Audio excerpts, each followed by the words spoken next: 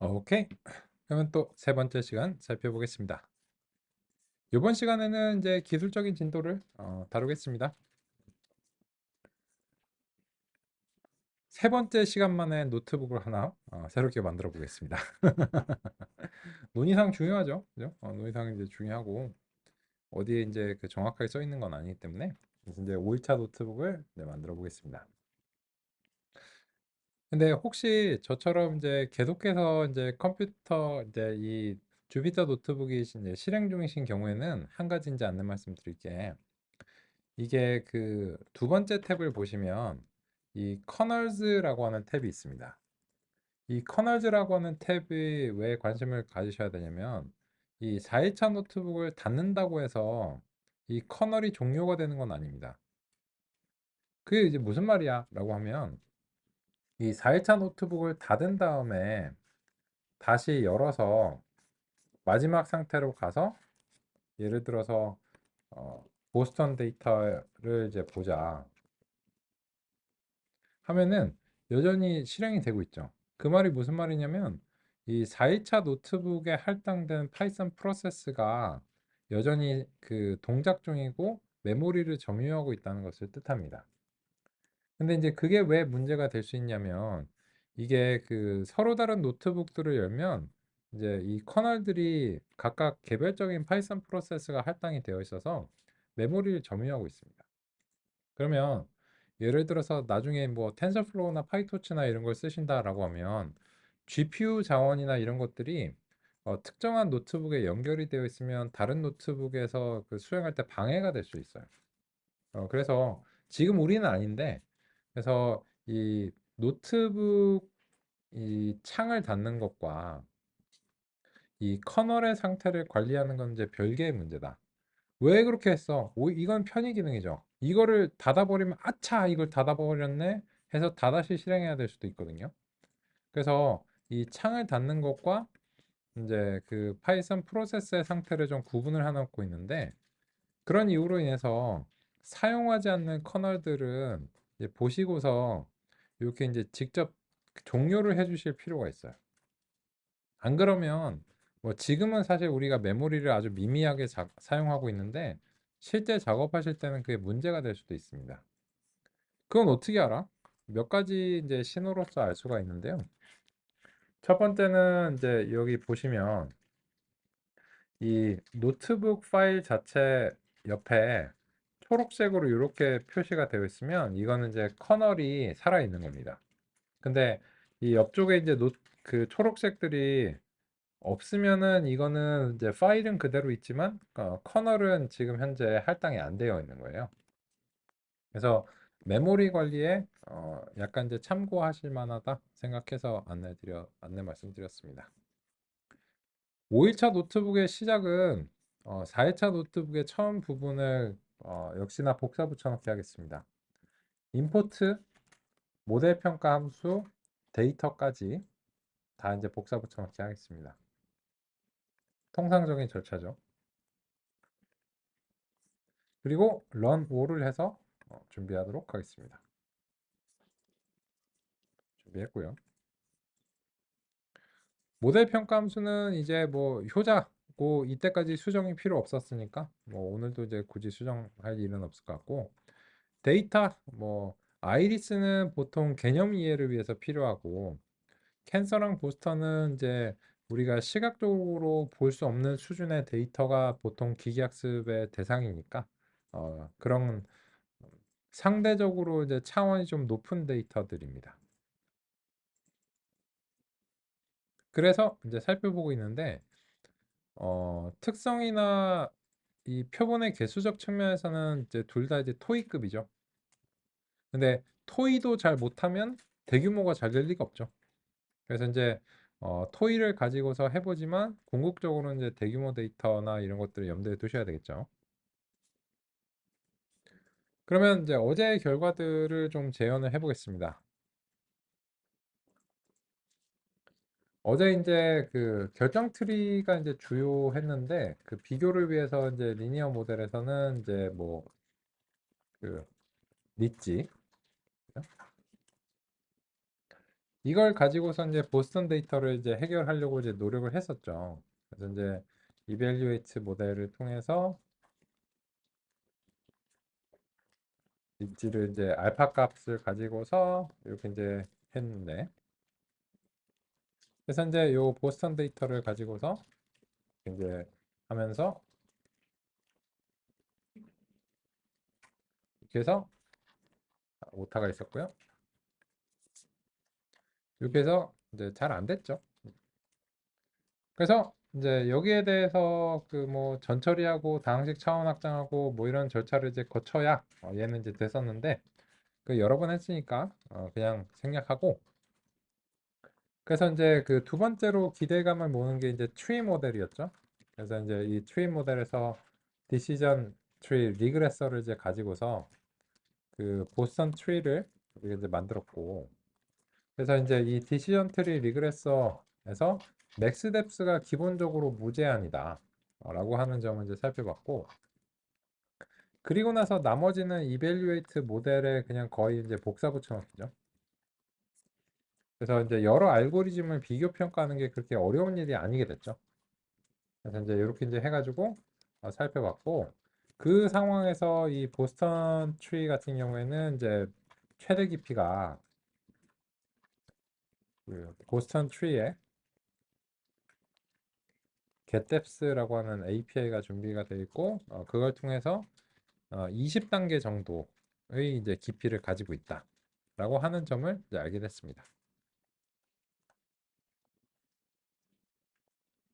그래서 그 어제 같은 경우에는 이제 이 결정 트리가 기본적으로 왜 100점을 맞을 수밖에 없는가라고 하는 점을 잘 살펴봤습니다.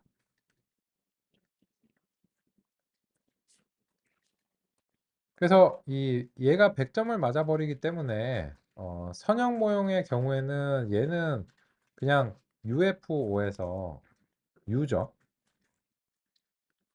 근데 결정 트리는 이제 O죠. 서로 이제 양극단의 반대 문제를 가지고 있다라고 하는 이제 그런 이제 관찰을 우리가 할 수 있었습니다.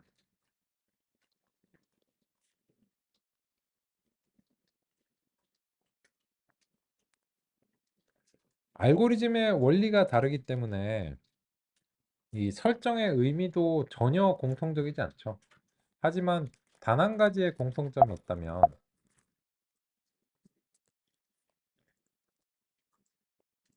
이 표현력이라고 하는 모형의 표현력이라고 하는 일반적인 그런 표기를 도입을 하고 UFO의 이제 관계를 얘기는 할 수 있겠죠. 그래서 표현력이 작으면 언더의 위험이 커지고, 표현력이 지나치면 그야말로 오버한 거고, 표현력이 적당하다고 우리가 판정을 내리는 어떤 순간은 이제 핏하다고 상대적으로 이제 내리는 거고, 이 표현력에 영향을 주는 요인들이 선형 회귀는 선형 회귀대로 결정 트리는 결정 트리대로 다르기 때문에 알고리즘의 근본적인 원리를 우리가 볼 수밖에 없습니다. 이거를 납득하지 않고서는 이제 얘네들이 왜 그렇게 동작하는가, 어떤 방향으로 튜닝해야 되는가를 알 수가 없고요. 그래서 이제 여기서 이제 우리가 시도를 한 것이, 그래서 이 보스턴 트리에 대해서 이제 튜닝을 이제 시도를 하는 거죠. 그래서 맥스 뎁스가 20이나 되는데 과연 그런 게 필요하냐? 라고 해서 우리가 이제 절반으로 이제 해봤는데, 그 절반으로 해서도 최저가 성능이 거의 이제 희생이 안 되는데 이 시험 점수가 조금 올라왔어요. 조금. 근데 이걸로 이제 안 되니까 더 이제 뭐 반 정도로 이제 줄여봐야 되는 거죠. 그래서 이제 5로 줄였더니 훈련 점수 희생을 굉장히 많이 했는데 역시 이거가 찔끔 올라요. 그래서 이제 이게 좀 어렵네 라는 생각이 들고, 그래서 뭐 2까지 내려가 보니까 2는 너무 심한 거야. 안 되는 거예요 이게. 그죠? 그래서 이제 이런 점에 대해서 2로는 못 내려가겠다. 그러면 3은 어때? 3도 힘들겠다. 그래서 5 이하로 내려가면은 이거는 그 훈련 점수까지 너무 잡아 끌어내리면서 이제 5 이하에서는 현재에서는 언더가 발생하니까 더 못 내려가는 거예요. 그죠? 근데 여기서 이제 고민인 거죠. 그러면 이 여전히 이 과적합이 심한 상황인데 그렇다고 지금 맥스뎁스를 가지고 더 내려가는 게 불가능하다는 판정이 되니까 그러면 이제 해결책이 없다고 느껴지는 거죠. 그죠? 이게 이제 우리의 고민이었죠. 네, 이 지점에서 그 한 가지 이제 그 어제 논의를 주셨는데 뭐냐면 이 결정 트리가 어제 이제 해본 그 구체적으로 경험해봐서 출력이 어떻게 나오는지를 알겠는데 이 회기에서는 출력이 어떻게 나오는지 모르겠다라고 하는 그런 논의를 주셨어요. 그래서 아주 간단합니다. 그래서 간단히 짚고 넘어가겠습니다. 새로운 데이터 포인트에 대한 예측은 주어진 데이터 포인트가 특성을 분할한 영역들 중 어디에 놓이는지를 확인하면 됩니다. 새로운 데이터 포인트는 결정 트리의 테스트를 따라 트리의 노드를 탐색해 나갑니다. 분류에서는 탐색 결과 최종적으로 위치한 노드에서 다수의 유형을 예측 결과로 합니다. 순수 노드라면 다른 유형이 없기 때문에 바로 해당 유형이 예측이 됩니다. 회기에서는 출력을 결정하는 방법으로서 노드에 속한 훈련 표본들의 목표값 평균으로 예측을 합니다.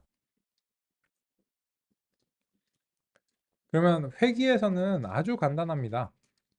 이 회기에 이 현재 지점에 속한 타겟 값들이 1, 2, 3, 4라고 하겠습니다. 그러면 예측은 1, 2, 3, 4의 평균 값으로 합니다. 근데 어떤 이유로든 이게 분기가 수행이 돼서 예, 아니오가 나뉘었는데 그래서 1하고 2, 3, 4가 나눠졌다라고 가정하겠습니다. 그런 경우에 1은 순수하죠. 그러면 1의 평균은 얼마인가요? 1이죠. 그래서 여전히 이 노드에 속한 값들, 타겟 값들의 평균으로서 예측이 됩니다. 근데 여기 아니오에는 2, 3, 4가 섞여 있습니다. 여러 표본들이 이제 있는데 그러면 이 여기서 2, 3, 4의 평균인 3이 이 현재 노드에서 혹시 멈췄다면 여기서의 예측값이 됩니다. 이게 마지막이 아니더라도 여기서의 예측값이 필요한데요. 왜냐면 손실을 구해야 되기 때문입니다. 손실을 구한다는 것은 목표값과 예측값의 차이를 구해야 되는데 이게 최종적인 이파리 노드가 아니더라도 이 시점에서의 손실을 구해야 여기서 분기를 할 것인가 말 것인가를 결정할 수 있기 때문에 이게 분기 노드인가 이파리 노드인가 상관없이 반드시 노드들에서는 출력이 발생해야 됩니다. 근데 그 결과 2랑 3, 4를 나누기로 결정했다고 하겠습니다. 그러면 이제 예, 아니오가 내려가고 2가 내려가게 되면 여기서 2의 경우에는 2의 평균은 2이기 때문에 최종 출력이 2가 되고 이건 이파리 노드이기 때문에 어떤 임의의 데이터 포인트 x가 들어와서 이 여기를 거쳐서 최종적으로 여기에 도달하게 되면 예측을 2로 하게 된다는 뜻입니다.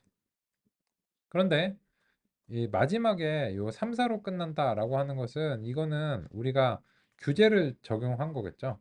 뭐 깊이를 제한했거나 뭐 여러 가지 이유로 인해서 이게 그 불순한데요. 근데 어쨌든지 여기에 멈춰버리게 우리가 규제를 했다라고 하면 이 데이터가 들어왔을 때 요 노드에 도착하게 되면 3과 4의 평균이 3.5로 예측을 수행하게 됩니다. 비교해서 보시면 분류에서는 이제 이 목표값 유형들의 에 대해서 투표가 이루어지고요. 순수한 경우에는 투표를 할 필요가 없겠죠. 그래서 이제 만장일치가 되는 경우에는 얘는 이제 순수한 경우고 불순한 경우에는 다수결이 들어간다.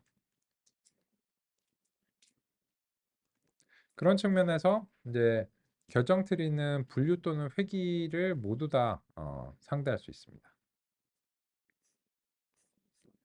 그러면 이거와 이제 연결해서 한번 정리해 볼 만한 것은 이겁니다. 결정 트리의 손실 함수는 그 목적에 따라 다양하게 선택되며 이는 분류 또는 회귀 작업에 최적화되어 있습니다. 분류에서 결정 트리는 클래스의 혼합을 최소화하려는 목표를 가지고 있으며 이를 위해 주로 두 가지 손실 함수를 사용합니다. 정보 엔트로피는 클래스의 불확실성을 측정하는 데 사용되며 데이터 집합의 무질서도를 나타냅니다. 높은 엔트로피 값은 많은 불확실성과 혼합을 의미합니다. 진위 불순도는 클래스가 잘 분리되어 있는 정도를 측정하며 진위 불순도가 낮을수록 순도가 높은 데이터를 의미합니다. 두 손실 함수는 서로 교환 가능하며 실제 응용에서는 성능에 미치는 영향이 비슷하다고 할 수 있습니다. 회귀의 경우 결정 트리는 주로 평균 제곱 오차를 손실 함수로 사용합니다. Mean Squared Error (MSE는) 실제 값과 예측 값 간의 차이를 제곱하여 평균을 내는 방식으로 계산되며 회귀 모델의 성능을 평가하는 데 일반적으로 사용됩니다. 이외에도 Half Poisson Deviance와 같은 다른 손실 함수도 회귀 문제에 적용될 수 있는데 이는 일반적으로 특정한 데이터 분포 가정이 있는 경우에 사용됩니다. 예를 들어 응답 변수가 포화송 분포를 따른다고 가정할 때 적합할 수 있습니다. 이 손실함수의 경우에는 알고리즘 자체보다는 출력의 양태가 중요합니다. 무슨 말이냐면 이 평균 제곱 오차는 선형 회귀에서도 사용하고 신경망에서도 사용할 수 있는데 이거는 그 알고리즘에 따라서 손실함수가 달라진다기보다는 대체로 이 출력에 따라서 이제 손실함수를 결정해야 됩니다. 그래서 연속적인 값인 경우에는 또 당연하게도 이제 평균 제곱 오차를 기반으로 수행하고요. 이 정보 엔트로피라고 하는 것은 이제 다른 말로는 이제 로그 손실이라고도 부릅니다. 근데 이거는 신경망의 분류에서도 사용이 되고 선형 모형의 분류에서도 사용되기 때문에 결정 트리에서의 새로운 소식은 아니다라고 할 수 있습니다. 그래서 이제 그런 측면으로 이제 확인을 해봤습니다. 근데 이제 보시면 이게 해결이 잘 안 돼서 이제 과적합이 잘 안 돼서 고민이었죠. 근데 이 고민을 어떻게 해결했나요? 1990년대로 넘어와서 그 해결의 기미가 이제 생겼죠. 앙상블르. 그래서 랜덤 포레스트라고 하는 이제 그 알고리즘을 이제 도입했고, 그래서 뭐 보스턴 포레스트 이렇게 했고, 랜덤 포레스트 이제 리그레서이고, 기본적으로 이제 결정 트리 기반이고, 결정 트리 이제 100개를 사용하는 것이 이제 기본 값이었고, 이 맥스뎁스가 무제한이죠. 맥스뎁스를 기본적으로 규제를 안 합니다.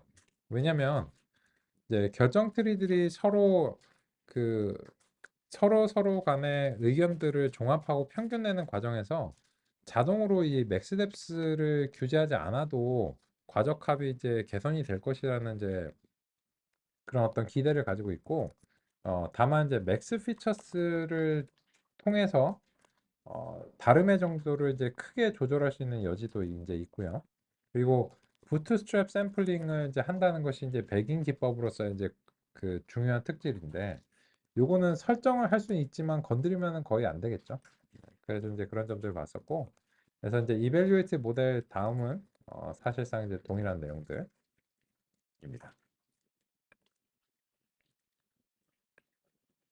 그래서 이제 다음과 같이 이제 수행을 했고, 이 결과 굉장히 이제 훌륭한 성과를 아주 금방 낼 수 있었습니다.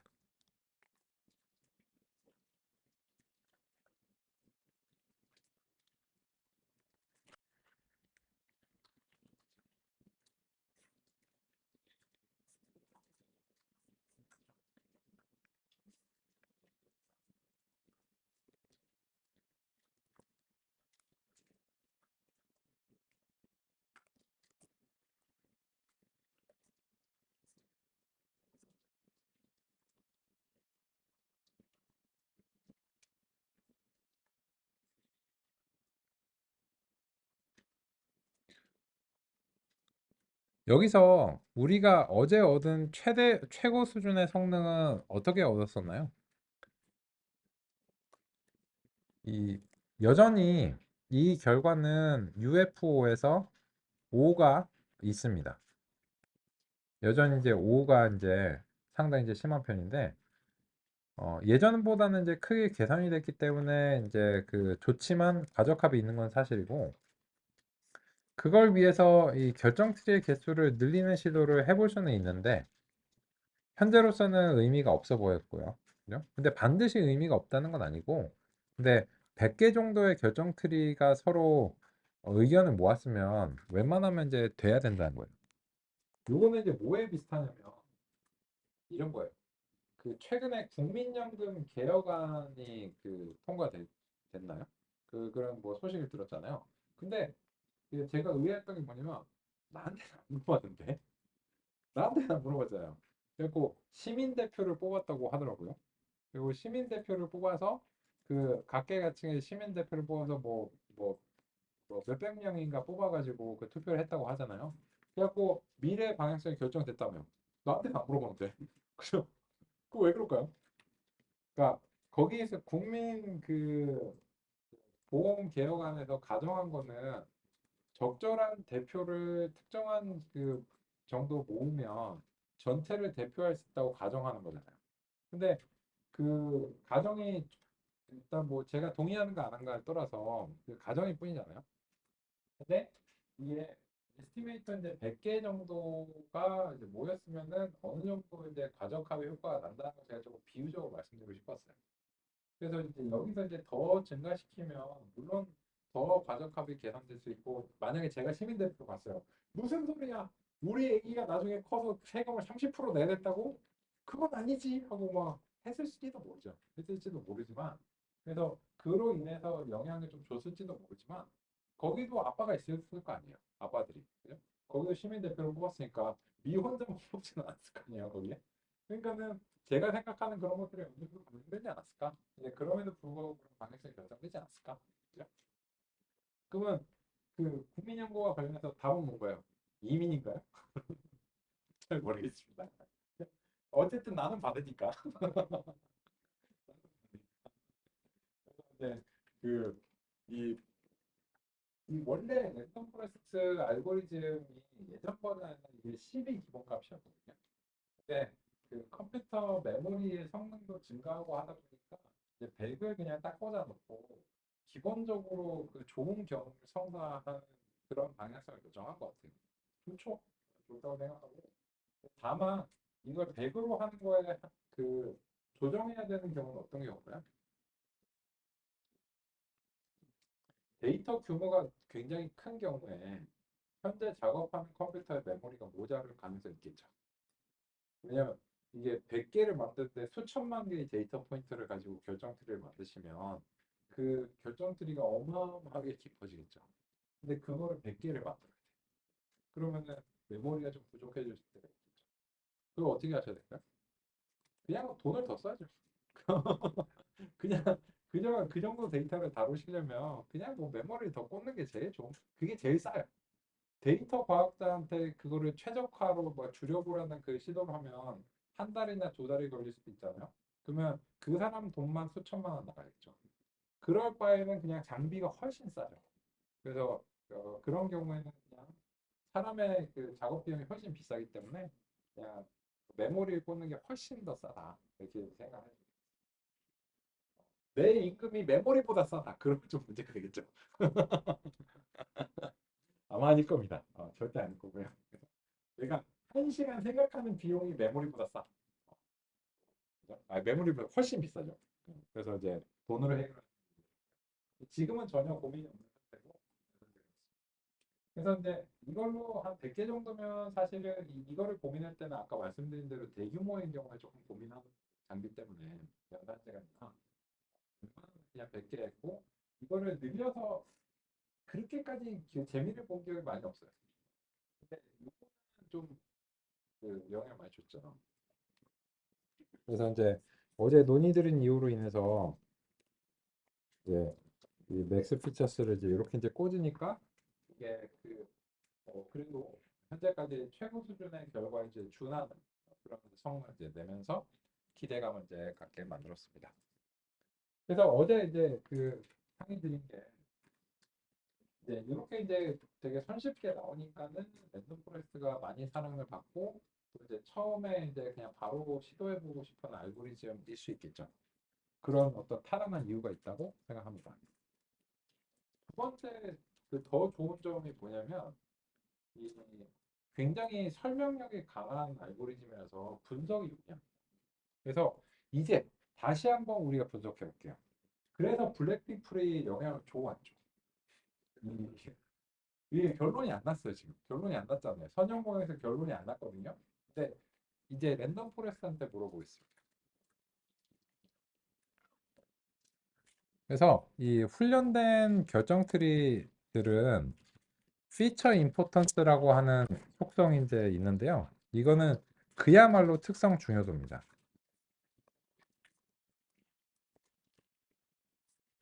그냥 우리말로 그냥 정확하게 그냥 특성 중요도예요. 다르게 뭐 해석할 여지가 이제 별로 없고. 그래서 이제 시리즈에서 이제 특성 중요도 하고 요 세 개는 그 보스턴은 이제 피처 네임즈로 설정하는지 하시면 되겠습니다.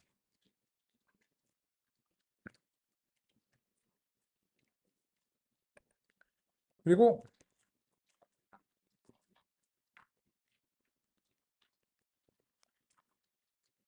보겠습니다. 그리고 요거는 이제 소트 해가지고 한번 볼까요?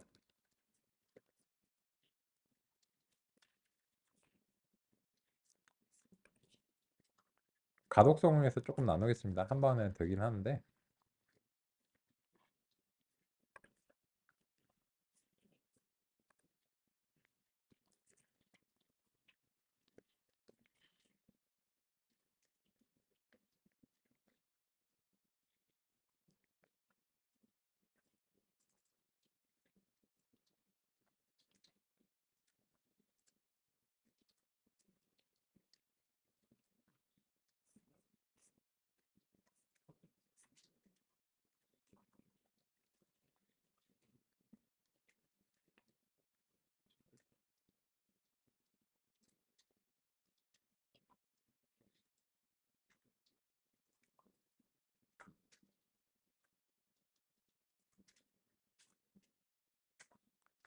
그러면 이 특성 중요도에 대해서 간단하게 이제 소개를 드리고 살펴보겠습니다.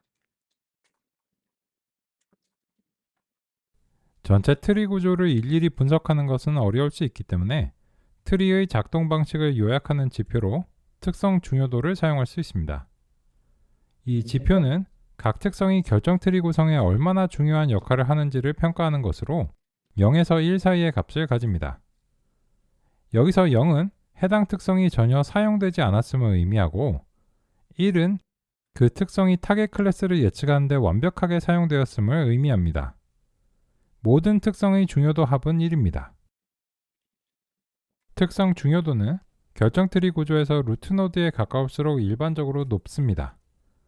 트리의 상단일수록 더 많은 데이터 샘플에 영향을 미치는 노드이기 때문입니다.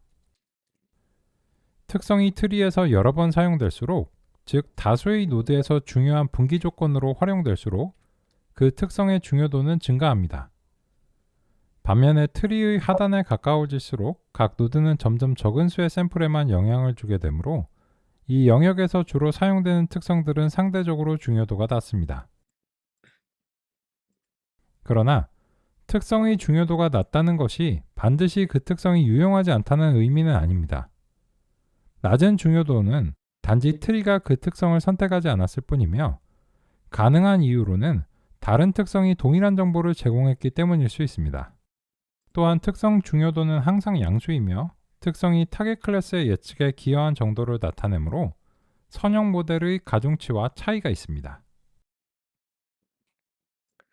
예전에 선형 모형에서는 가중치를 영향력이라는 단어로 약간 우회해서 설명을 드렸는데 그 중요도라고 하는 용어는 이제 정확하지 않아서 그랬습니다. 근데 이 결정 트리는 진짜 중요도라고 보시면 됩니다. 진짜 중요해요. 그러면 그런 관점에서 이제 보시면 지금 이제 같이 한번 분석을 해보겠습니다. 이게 소트를 하면 명확하게 드러나는데요. 제일 중요한 걸로 보스턴 트리는 뭐를 꽂았나요? 제 결과에서는 방의 개수로 나왔습니다. 이게 약간씩 차이가 나실 수 있어요. 왜냐면 이제 그야말로 랜덤하기 때문에.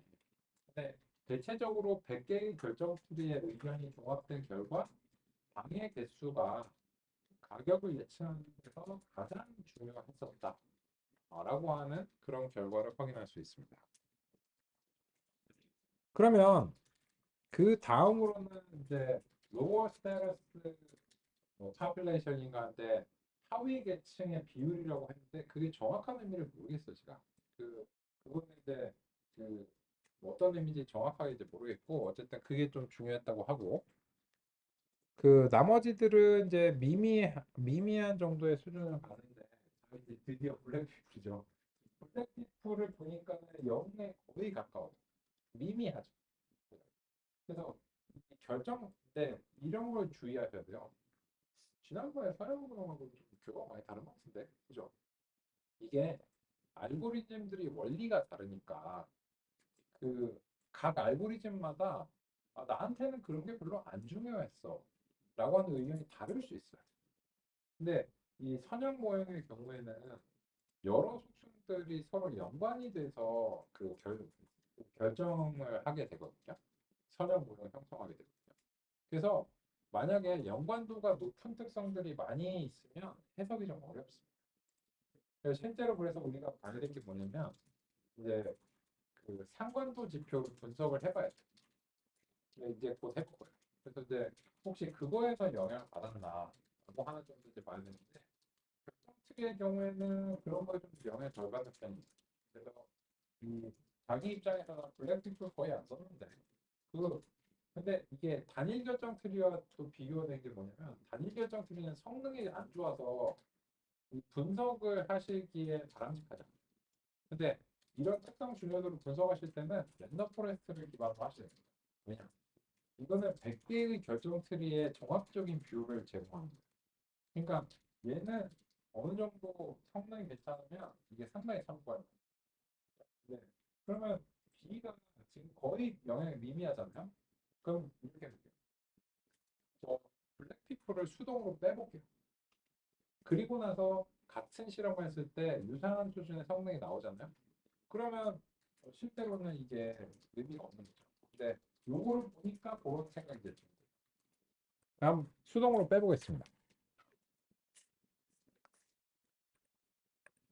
네. 그래서 여기서 이제 그 복사하고 이제 붙여 넣으신 다음에 보스턴 데이터에서 그 블랙 피플이 이제 몇 번이었는가를 이제 확인을 해 보겠습니다. 그래서 이제 보시면 보스턴에 이제 피처 네임즈가 이렇게 이제 있는데 여기서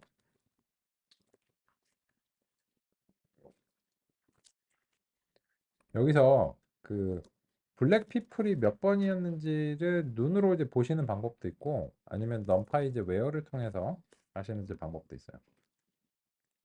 그래서 이 보스턴 네임즈가 이제 블랙 피플은 11번입니다. 이렇게 이제 보시면 11번입니다. 그러면 이제 그 블랙 피플이 아닌 것들만 선택을 하기 위해서는 아닌 것들 이런 식으로 하면 요 11번이 빠진 것을 확인할 수 있어요. 빠이빠이. 그죠? 인종차별은 안녕 이런 거죠. 그러면 이제 이거를 기반으로 해서 우리가 이제 그 특성 선별을 한 거죠. 이게 수동으로 특성을 선별하시는 거예요.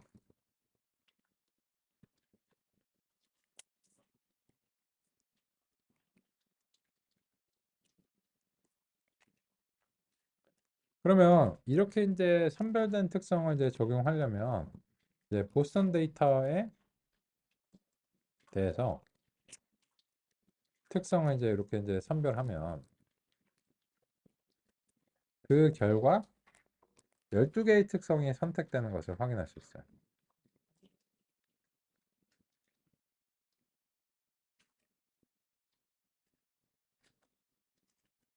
그래서 이런 원리를 이용을 해서 요 랜덤 포레스트 리그레서를 동일하게 훈련하는데 이번에는 이 보스턴 데이터에서 X 마이너스 블랙 B가 보스턴 데이터의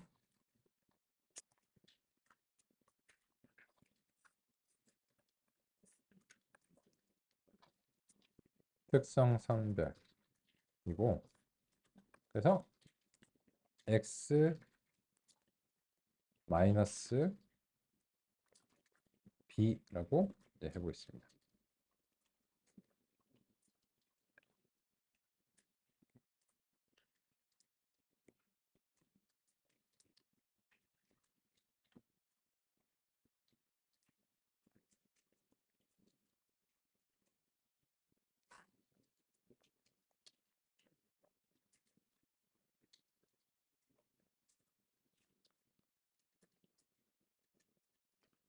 이 결과는 어떻게 해석하면 좋을까요? 블랙핑크를 빼고 했잖아요. 근데 성능은 이게 그 혹시 아까보다 더 좋은 것 같은데라고 해보시면 몇 번 해보시면 약간 출렁해요. 랜덤이니까. 그래서 뭐 86으로 내려갔다가 89도 갔다가 그러는데 블랙핑크이 있을 때도 비슷해요. 그 한번 해볼까요?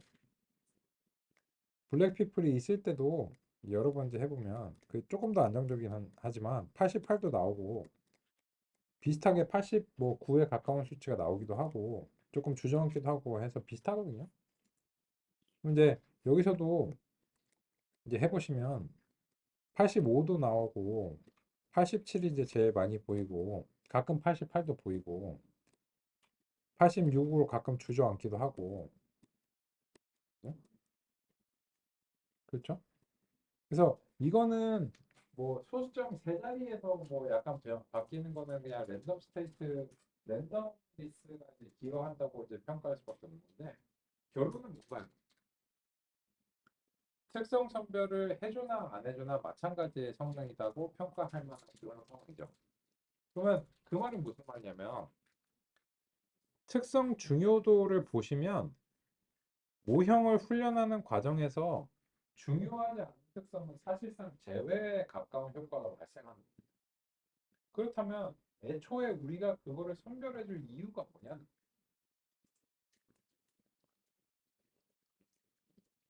논리적인 결론은 그렇잖아요. 그런 이유로 인해서 기존에 이제 통계적인 방법론을 적용하시는 분들이 이 모형의 정합성 때문에 특성들을 막 선별해주고 솎아주는 그런 작업을 많이 하시거든요. 근데 그건 통계적인 방법론은 그래요. 왜냐면 통계는 언제 그 이제 개발이 됐냐면 전산시대 이전에 이제 개발이 된 것들입니다. 이 통계는 1940년대 이전에 그 전성기였어요. 근데 이 통계 공부를 하시면 예를 들어서 이런 경우가 있어요. 기계학습을 공부하는데 통계 공부를 해야 될까요? 그 질문이 되게 유의미한 게 뭐냐면 제가 이제 삼성 쪽에서 그 내부의 그 교육을 진행하는데 2019년인데 초창기에 그 내부 인증 과정이 있어요. 삼성 같은 경우에는 뭐 그런 거뭐 상관없는 정보니까 그리고 뭐 데이터 인증 과정에 뭐 데이터 사이언스 인증 과정이 산에 있거든요. 그래서 있는데 저도 이제 거기 가서 교육하는데 그 거기서 이제 처음에 기회가 하셨을 때 통계부터 가르치시는 거예요. 그리고 통계 이론을 쫙 배우고 저한테 이제 넘어오시는 거예요. 근데 제가 첫날 첫 시간에 말씀드리는 게 뭐냐면 아이고 고생하셨습니다. 근데 안 씁니다.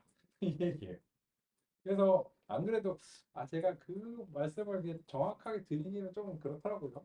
그래서 막 그 통계 전문가분들하고 이제 싸우자는 각도잖아요. 그렇게 얘기하면. 그래서 그냥 오신 분들한테 말씀드리고 이제 과정 그런 측면에서 말씀 못 드렸는데 그 몇 년 전부터는 그 과정이 좀 빠졌어요. 왜냐면 이제 그 실질적인 이제 그 들으신 분들의 피드백이 결국 기계학습할 때 통계 안 쓰더라. 뭐 카이 부포 뭐 이런 거뭐 T 테스트 이런 거 잘 안 하더라. 그 왜 그러냐면 이 통계가 발명된 이유에 대해서 생각을 해보시면 전산이 없고 샘플이 없어요. 그러다 보니까 이제 모집단에 대해서 강력한 수학적인 가정을 한 수밖에 없어요. 그래서 수학적인 모형이 없으면 이게 해결이 안 되는 거예요.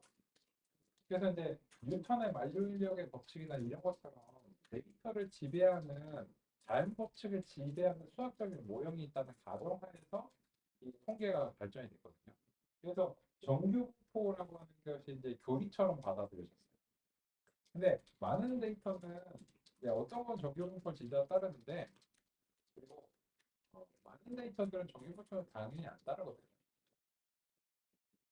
그래서 이 1960년대 이후로는 그 이런 수학적 모형으로부터 벗어나야 된다는 움직임이 강했고요.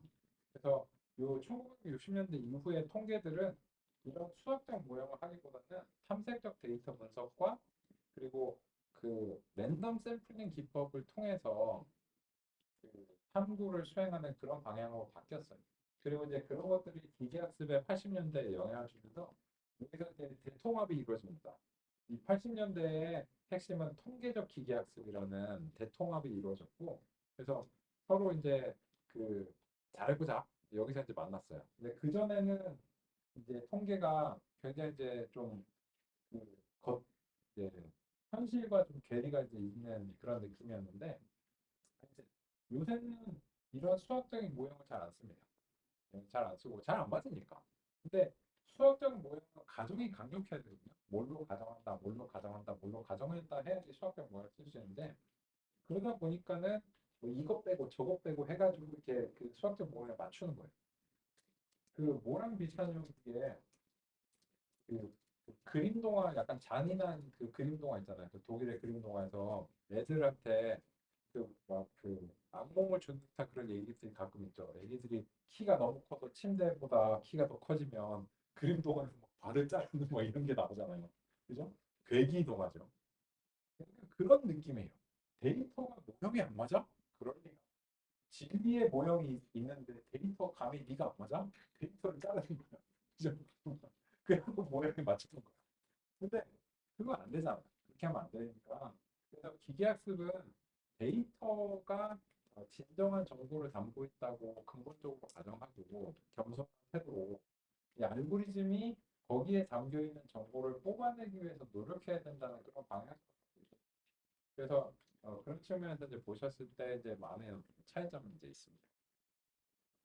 그래서 그 이 특성을 제외하는 그런 방향성들은 보통 이제 기존의 통계에서 고민하는 거예요.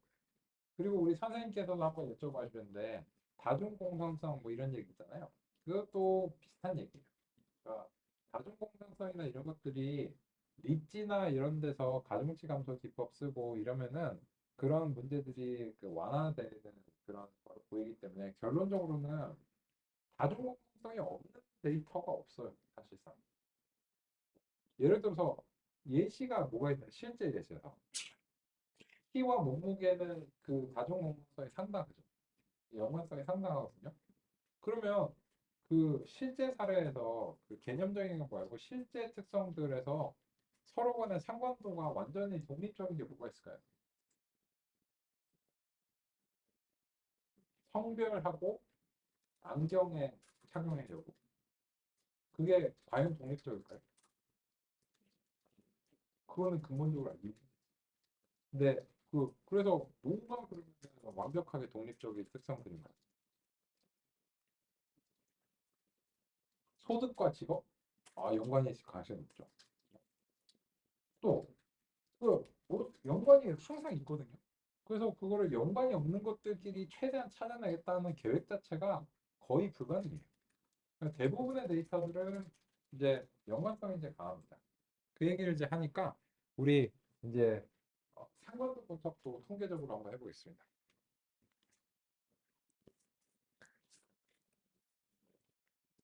그래서 이제 이 보스턴 프레임에서 그 코릴레이션이라고 하는 이제 API가 이제 있고 요거를 이제 해볼게요.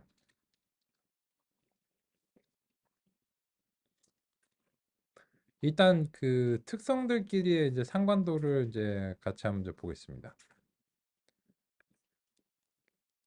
여기서 이제 그 서로들 간의 이제 상관도를 이제 보면 요쪽 방향은 자기 자신이죠.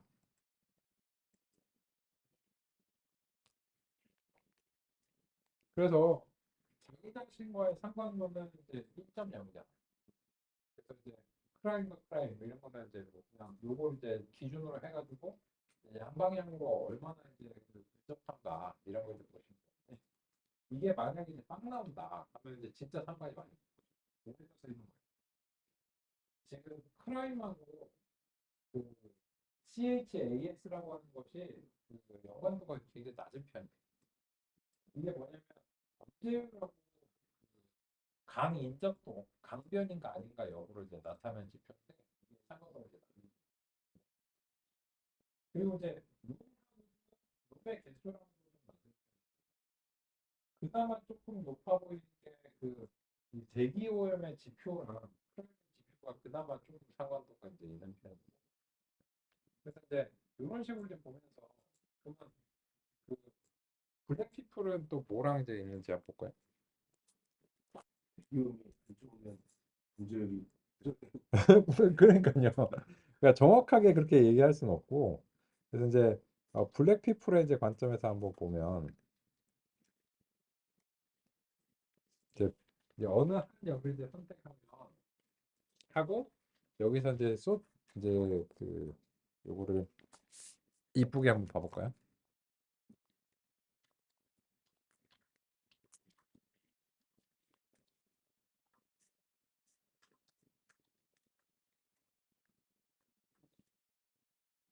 그러면 이제 이거를 보고서 얘기할 수 있는 것들은 많지 않습니다. 블랙피플과의 타겟과의 연관도가 없지 않아요. 없지는 않은데 그리고 이제 그 다른 것들과도 그 관계가 뜨뜻미지근하거든요. 뭐 디스턴스 정도가 이제 조금 이제 상관이 있는 것 같고. 근데 그러면은 이런 거예요. 타겟과의 연관도가 뭐 없지 않잖아. 이렇게 얘기하면 안 되는 거예요. 왜냐면 디스턴스라고 하면 이제 도심부와의 그 인접도와 영향 상관도가 높잖아요. 그러면은 블랙피플과 디스턴스의 상관도에 영향을 받아서 이 주택 가격에 영향을 줄 가능성이 있는 거죠. 그러면은 사실 요그 도심부에 인접하다는 그런 점이 또 블랙피플의 분포에 영향을 주면서 이게 타겟 값에 영향을 주는 그런 어떤 부분이기 때문에 이거는 정확하게 블랙피플 때문이다라고 얘기할 수 없는 거죠. 그래서 이런 해석을 직접 하는 게 통계 분석인데 그 이게 안 되는 게 뭐냐면 동시다발적인 해석이 안 돼요. 그러니까 지금처럼 이게 누가 누구한테 어떻게 영향을 줘서 결국 이게 얼마나 영향을 주는 건가 분석이 불가능하고 근데 분석이 가능하게 만드는 게 뭐예요? 결정 트리가 결과적으로 성능이 좋을 때 특성 중요도를 보면 그래서 그게 얼마나 영향을 주는지 알 수 있는데 그러면은 그런 관점에서 우리가 그 특성 중요도 아까 디스턴스랑 블랙피플 한번 봐볼까요? 그러니까 이런 거죠. 디스턴스는 어느 정도 훨씬 영향이 있었어요. 타겟 값에. 근데 그 결과 블랙피플의 영향은 좀 적잖아요. 그러면 결국은 도심부와의 인접도 지표가 그 영향을 준 거지. 그리고 하필이면 이 도심부와 인접도와 블랙피플 간의 상관도가 있었던 거지. 진짜로 블랙피플이 가격에 영향을 줬다고 보기는 어려운 지점인 거죠. 결론적으로.